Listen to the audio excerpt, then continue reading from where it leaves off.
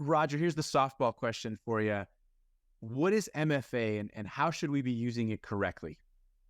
MFA stands for multifactor authentication, and it means that you're using either software or device that requires two forms of authentication. I mean, the most common one would be like maybe a password and a fingerprint scan or something like that, or maybe you're doing an eyeball scan, retina scan, and a PIN number, or maybe you're doing a PIN number and a password or something like that. You're using two or more forms of authentication to prove ownership of your identity.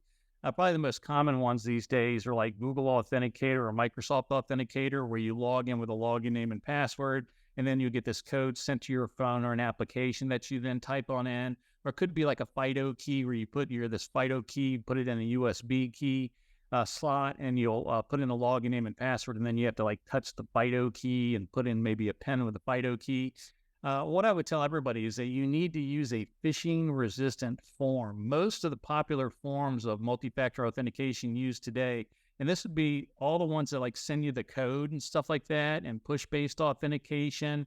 All of those forms of MFA are easily phishable and hackable, and really don't provide that much more security over a password. And so everybody should try to, if you can. Sometimes you can't. Sometimes you're just told what to use.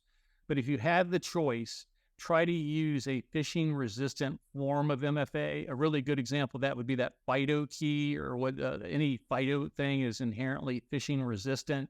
But there's many other types of MFA out there that is phishing-resistant. So I would strongly say that moving from the whole reason you're moving from a password to MFA is because passwords are too easily stolen and phished. Well, if the MFA you're using is easily stolen and phished, why go through all the hard work and expense and frustration?